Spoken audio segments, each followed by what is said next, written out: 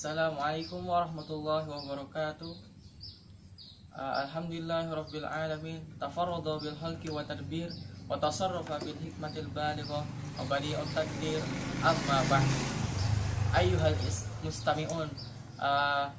Marilah kita mendengarkan kajian sore ini, yaitu fikih nazar dan sumpah yang saya ambil dari kitab Fikih Syafi'i, dari kitab Al-Fiqhu Asy-Syafi'i lil Mubtadi'in, bab tentang fikih nazar dan sumpah.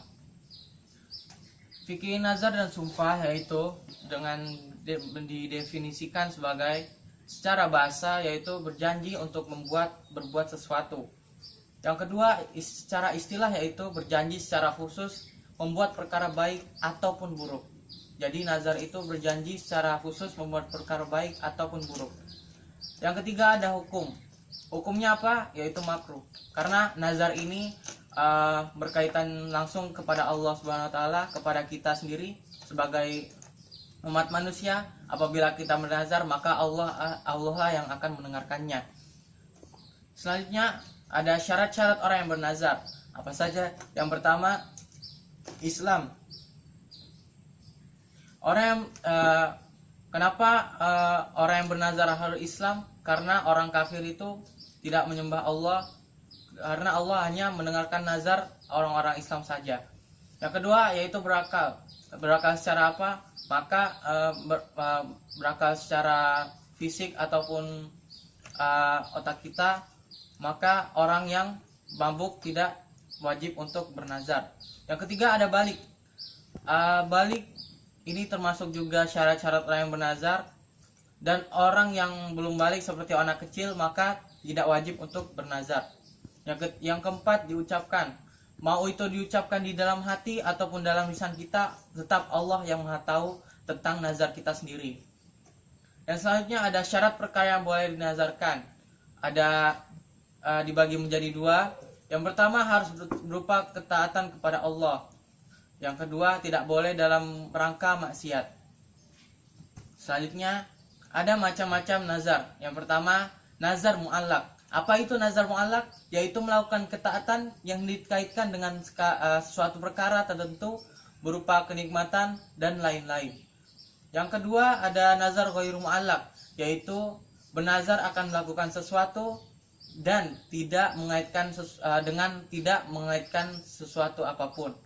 Yang ketiga, ada nazar untuk perkara yang akan datang, bahwa seorang melakukan amalannya nanti yang harus terlaksana. Misalnya kita bernazar apabila perusahaan ini sukses besar, maka kita akan mengundang anak yatim ke sini dan menyantuninya.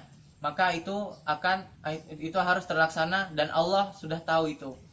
Yang selanjutnya nazar rajat, yaitu bernazar untuk tidak melakukan suatu perkara tertentu. Yaitu apabila kita sudah melakukan hal tersebut dan kita sudah jera melakukannya, maka kita tidak dan kita bernazar rajat di sana, maka kita tidak boleh untuk melakukan hal tersebut. Selanjutnya ada rukun, yaitu sumpah. Sumpah secara definisi yaitu bahasanya yaitu tangan kanan orang atau disebut juga dengan kepercayaan orang. Maka kita tidak boleh melanggar sumpah tersebut. Yang kedua istilah. Istilah bagi sumpah itu yaitu menegaskan perkara yang belum mantap kita melakukannya. Dan selanjutnya ada syarat-syarat orang yang bersumpah. Apa saja syarat-syarat orang yang bersumpah ini? Maka kita akan melihat setelahnya ini.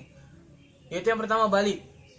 Apabila seorang ini belum balik, maka tidak wajib untuk bersumpah seperti anak kecil.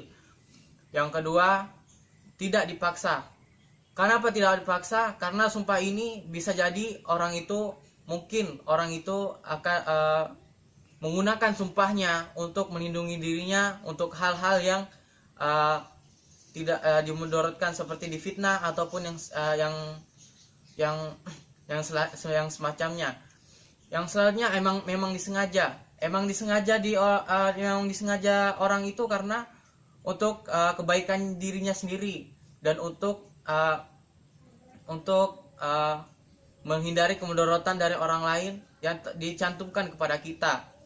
Yang selanjutnya ada syarat-syarat sumpah. Apa saja syarat-syarat sumpah? Yaitu ada dua. Yang pertama, tidak boleh bersumpah atas nama makhluknya. Dihukumi syirik apabila kita bersumpah atas nama yang lainnya, seperti nama patung ataupun yang lainnya. Yang kedua, tidak boleh bersumpah kecuali dengan nama Allah. Jadi kita harus bersumpah dengan nama Allah sebagai orang mukmin yang beretika. Yang selanjutnya ada macam-macam sumpah. Apa aja itu? Ya, ada tiga macam. Yaitu yang pertama al-yamin al-munaqqidah. Yang pertama yaitu bersumpah untuk tidak melakukan persamaan tersebut di masa yang akan datang. Maksudnya apa? Apabila kita melakukan hal tersebut dan hal tersebut adalah mudarat, maka wajib kita untuk bersumpah dan tidak melakukannya lagi. Yang kedua yaitu al-yamin al-ghamus. Apa itu? Yaitu sumpah untuk berbohong, sumpah palsu.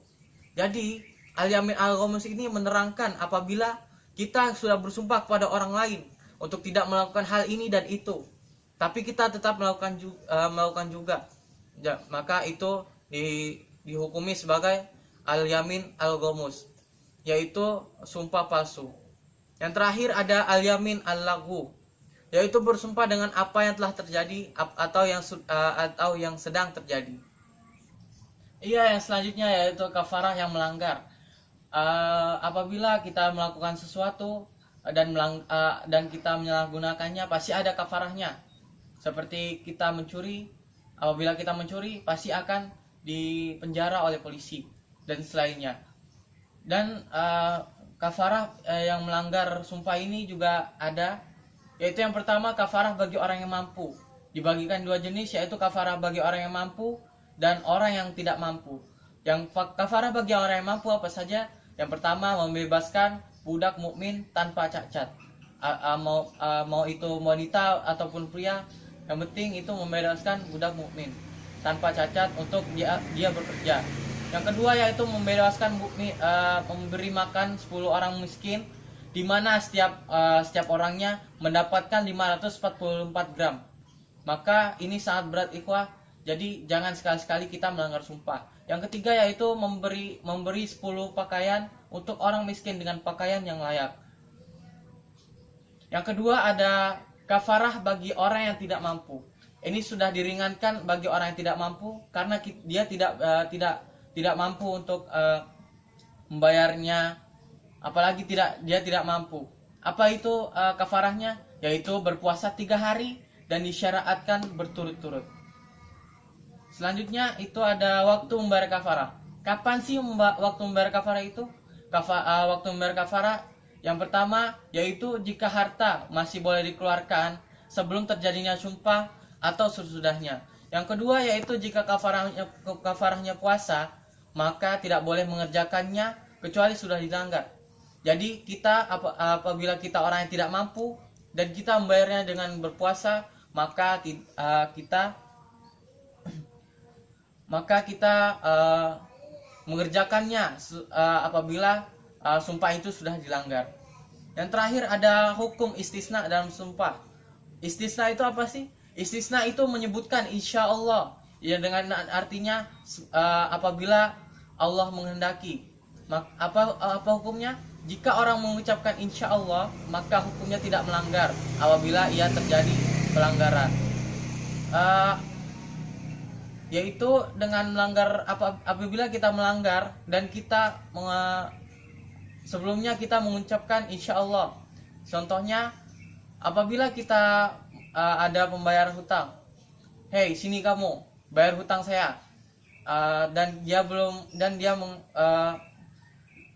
mengatakan ya Allah Pak, insya Allah saya akan melunasinya 2 bulan lagi, dan penagih utang itu datang lagi ke sini ke rumahnya untuk menagih hutang. Hei, mana hutang kamu? Maaf Pak, saya belum bisa bayar sekarang. Maka itu dihukumi tidak apa-apa karena dia mengucapkan insya Allah setelah sumpahnya tadi. Yaitu demikian dari saya fikih bab hari ini. Semoga kita dapat mengamalkannya dalam kehidupan kita sehari-hari. Azanallahu ayyakum ajmain. Wassalamualaikum warahmatullahi wabarakatuh.